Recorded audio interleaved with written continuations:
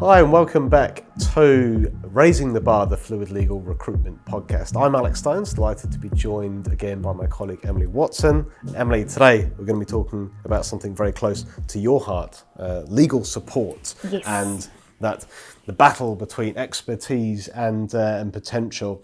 And I guess it's often no secret in the world of legal support, experience and expertise, they can often take centre stage when it comes to hiring demands. Yeah, absolutely. And that's been something through my time in the legal support space. And as a specialist in this space, the majority of my time is spent with those extremely experienced professionals, that trusted set of hands. You know how precious lawyers and firms are about their practices, and it's so important to have somebody with that high attention to detail that's demonstrated their time in the industry and has that bespoke knowledge as well.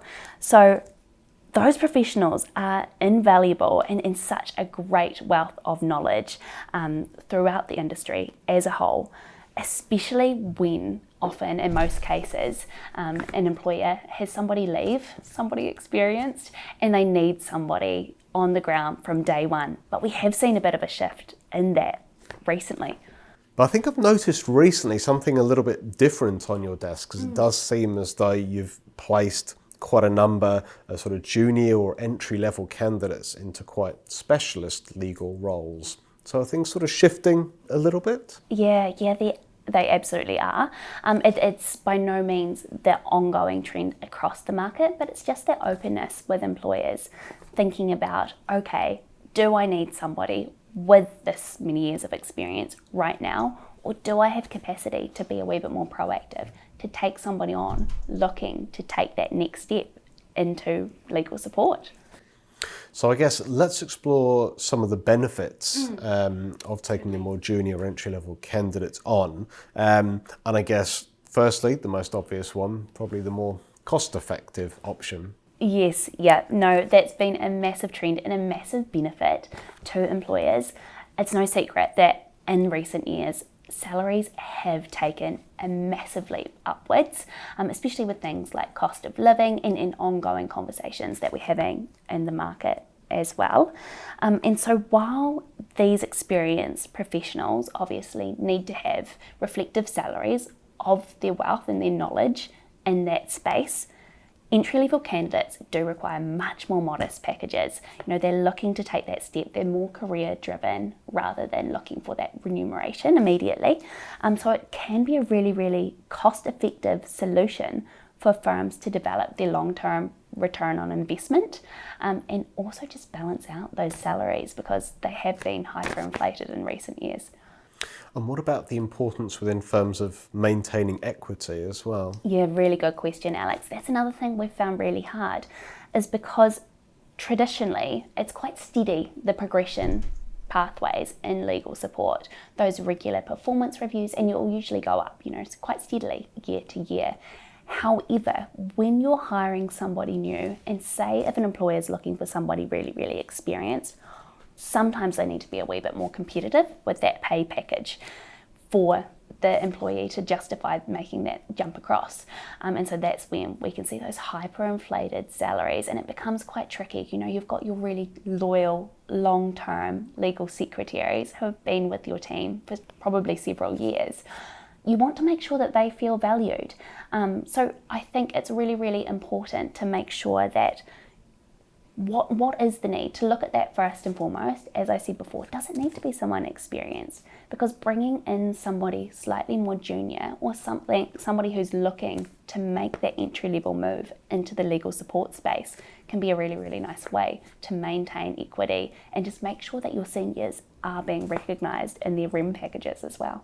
And I guess as well, by bringing in someone a little bit more junior, less experienced, often they can bring some transferable skills over, which can certainly benefit the wider organisation. Yeah, absolutely. Again, it's a slightly tricky one because obviously there's that bespoke legal knowledge. When you've got somebody experienced that knows your practice inside and out, they know your clients extremely well, probably by a first name basis.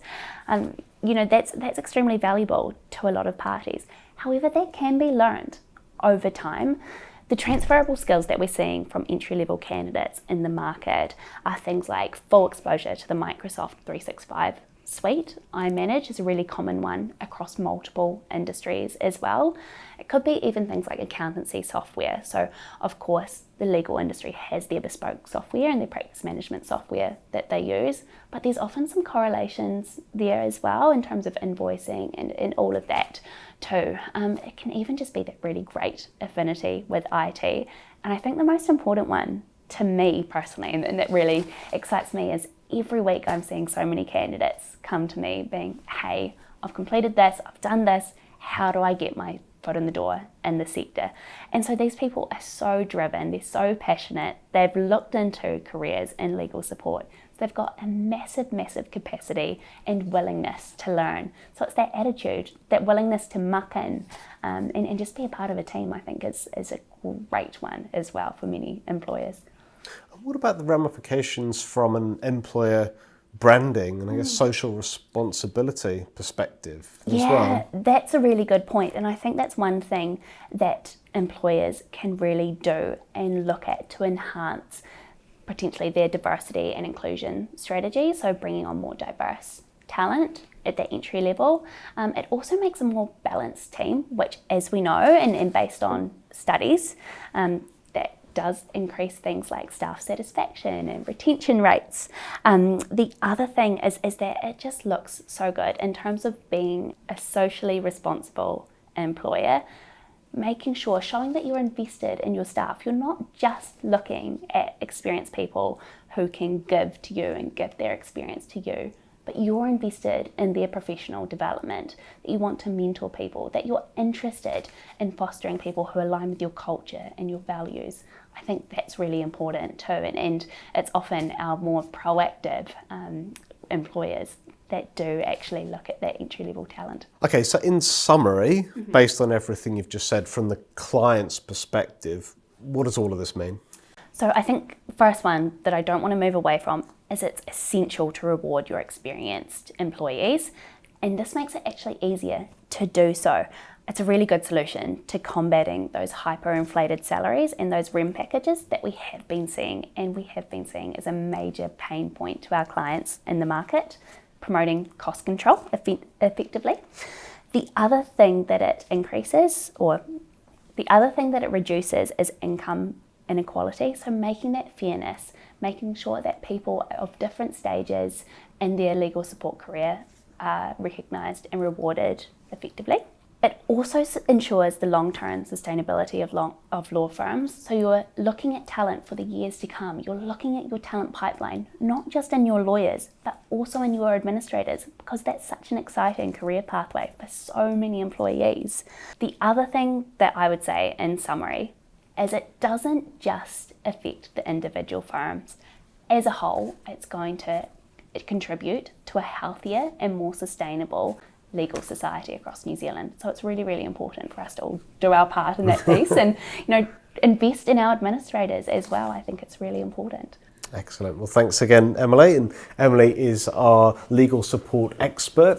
So if anything that we've said has resonated with you, whether you're a client or a candidate, please do reach out directly for a further conversation.